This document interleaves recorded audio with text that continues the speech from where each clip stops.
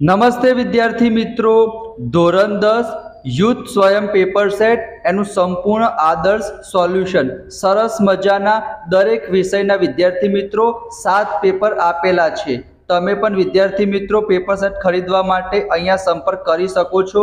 દરેક વિષયના 7 paper total 54 paper છે વિદ્યાર્થી મિત્રો। ગણિત, બેઝિક, સ્ટાન્ડર્ડ, વિજ્ઞાન, અંગ્રેજી, સામાજિક વિજ્ઞાન, इवन संस्कृत और कॉम्प्यूटरना पण 5 पेपर आपेला छे।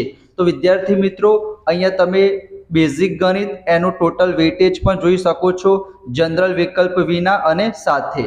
तो आज आपणे विद्यार्थी मित्रों शुं जोवाना छीए, जे तमारुं धोरण 10 गणित एनु प्रथम पेपर सेट छे विद्यार्थी मित्रों, एनु आपणे सोल्यूशन जोईशुं। अहींया विद्यार्थी मित्रों तमे जोई शको छो विभाग बी બધા જ મોસ્ટ ઇમ્પોર્ટન્ટ પ્રશ્ન છે। સરસ મજાના સોલ્યુશન સમજૂતી સાથે હું તમને શીખવાડીશ। જો તમે આજનો વિડીયો લાઈક કરશો અને ચેનલને સબસ્ક્રાઇબ કરી દેશો અને કમેન્ટ કરી દો, જેથી મને ખબર પડે તો બીજા બધા વિષયના વિડીયો પણ હું અપલોડ કરી શકું। તો સૌથી પહેલા તો વિદ્યાર્થી મિત્રો આપણને ખબર જ છે વિભાગ બી માં ટોટલ 13 દાખલા પૂછાશે અને એનામાંથી આપણે કોઈ પણ 9 દાખલા ગણવાના છે। તમારા 18 માર્ક્સ વિદ્યાર્થી મિત્રો પાક્કા થઈ જશે। તમારે વિદ્યાર્થી મિત્રો સ્ક્રીનશોટ લેવો હોય તો સ્ક્રીનશોટ લેતા રહેજો। 25મા નંબરનો અને 26મા નંબરનો પ્રશ્ન બીજા ચેપ્ટરમાંથી આવશે। તમારે શું કરવાનું છે, શૂન્ય શોધવાના છે અને દ્વિઘાત બહુપદી મેળવવાની છે। આ બંને દાખલા મોસ્ટ ઇમ્પોર્ટન્ટ છે, તમારા પેપરમાં 100% પૂછાશે, બરાબર। તો હું તમને વિદ્યાર્થી મિત્રો એનું સોલ્યુશન પણ બતાવી દઉં।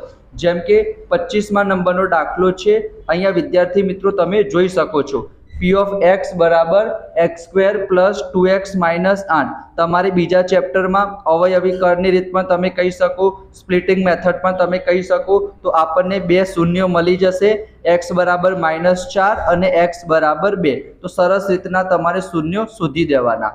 एना पछी ज्यारे पण तमने एम के द्विघात बहुपदी शोधो तो तमारे आ सूत्र याद राखवानुं छे के कौंस में x square minus alpha plus beta into x plus alpha into beta.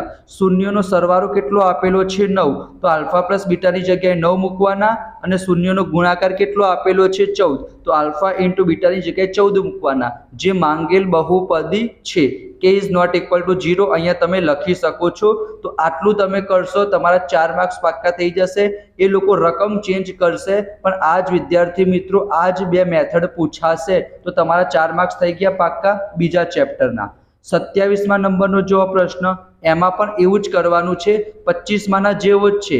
અવયવીકરણની રીતે ઉકેલ મેળવો, એટલે જે આપણે 25મા નંબરનો કર્યો એ પ્રમાણે જ કરવાનું છે। હું તમને બતાવી દઉં। જો 25મા નંબરનો જે પ્રમાણે દાખલો કર્યો એ જ રીતના 27મા નંબરનો દાખલો કરવાનો છે અને બે બીજ શોધવાના છે, બરાબર। બીજા ચેપ્ટરમાં શૂન્ય નામ છે અને ચોથા ચેપ્ટરમાં બીજ નામ છે, પણ મેથડ તો એક જ છે। એના પછી 28મા નંબરનો દાખલો શું છે, કેટલામું પદ 78 થાય। તો વિદ્યાર્થી મિત્રો જ્યારે પણ તમને કેટલામું કહે ત્યારે સમજી લેવાનું કે n શોધવાનો છે। તો આ શું આપેલું છે, an આપેલો છે, તો an વાળું સૂત્ર વાપરીશું। અહીંયા તમે સરસ રીતના જોઈ શકો છો, an વાળું સૂત્ર વાપરીશું, કિંમત મૂકીશું। તો કયું પદ 78 હશે, તો 16મું પદ 78 હશે, n બરાબર 16 આપણને મળી ગયો। એના પછી 29માં શું કીધું છે, n પણ શોધવાનો છે અને sn એટલે કે સરવાળો પણ કરવાનો છે।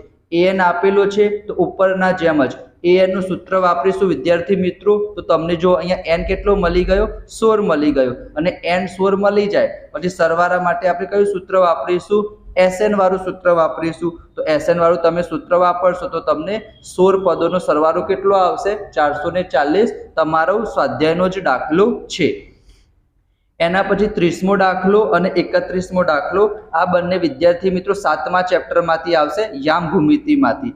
અંતર આપેલું છે 13 એકમ અને પી બિંદુના યામ શોધવાના છે, અને 31માં મધ્ય બિંદુના યામ શોધવાના છે। તો 31મો તો એકદમ સહેલો છે, મધ્ય બિંદુના યામનું સૂત્ર શું થાય, x1 + x2 ભાગ્યા 2 y1 + y2 ભાગ્યા 2। કિંમત મૂકશો એટલે મધ્ય બિંદુના યામ મળી જશે। એને ઉપરનામાં પણ વિદ્યાર્થી મિત્રો શું આપેલું છે? અંતર આપેલું છે. તો આપણે શું વાપરીશું? અંતર સૂત્ર વાપરીશું. તો x ની આપણને આ રીતના વિદ્યાર્થી મિત્રો બે કિંમત મળી રહેશે.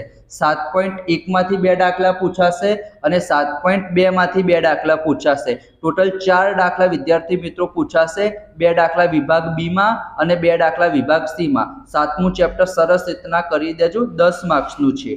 એના પછી બીજા બે દાખલા 8મા ચેપ્ટરમાંથી પૂછાશે, 32મા નંબરનો અને 33મા નંબરનો. એ પણ સિમ્પલ છે. 8.3 તમારે કરવાની જરૂર નથી. એક 8.1 માંથી પૂછાશે, પાયથાગોરસનો પ્રમેય વાપરવાનો અને તમને બધા સૂત્ર ખબર હોવા જોઈએ કે sin θ બરાબર સામેની બાજુ અપન કર્ણ, cos θ બરાબર પાસેની બાજુ અપન કર્ણ, બરાબર. તો એનાથી એક દાખલો થઈ જશે. અને 33મા વિદ્યાર્થી મિત્રો જે તમને ટેબ ખબર છે ને કયું? 0, 1/2, 1/√2, √3/2, 1, બરાબર. એ તમારે શું કરવાનું છે? એ ટેબલ યાદ કરવાનું છે. તો અહીંયા વિદ્યાર્થી મિત્રો જવાબ કેટલો આવશે? 31/8 આવશે. સ્ક્રીનશોટ લેવો હોય તો લઈ લેજો. એના પછી વિદ્યાર્થી મિત્રો 34મા નંબરનો દાખલો, 35મા નંબરનો દાખલો, બરાબર. તમારે બધા દાખલા નથી ગણવાના, તમારે કોઈ પણ 9 દાખલા જ ગણવાના છે. તો તમે 5મું ચેપ્ટર છે, બીજું ચેપ્ટર છે, 7મું ચેપ્ટર છે. એના પછી છેલ્લે 13માનો પણ એક આંકડા શાસ્ત્રનો દાખલો પણ પૂછાશે. મધ્યક શોધવાનો છે, એ તો તમને આવડશે વિદ્યાર્થી મિત્રો. કઈ રીતના મધ્યક શોધવાનો? યુઆઈ વાળી મેથડથી તમે જવાબ લાવી શકો છો. 69.43. તો અહીંયા તમે સરસ મજાનું સોલ્યુશન જોઈ શકો છો વિદ્યાર્થી મિત્રો. સ્ક્રીનશોટ લેવો હોય તો લઈ લેજો. અને એના ઉપરના બે દાખલા પૃષ્ઠફળ અને ઘનફળ ચેપ્ટરમાંથી આવશે, 35મો અને 36મો. તમારે બધા કરી દેવાના. સૂત્રો કેમ કરવાના? કારણ કે વિદ્યાર્થી મિત્રો જે તમારો વિભાગ એ છે ને, એમાં 2 માર્ક્સના હેતુલક્ષીમાં પણ પૂછાશે, બરાબર. જેમ કે અહીંયા તમે જોઈ શકો છો, હું તમને બતાવી દઉં.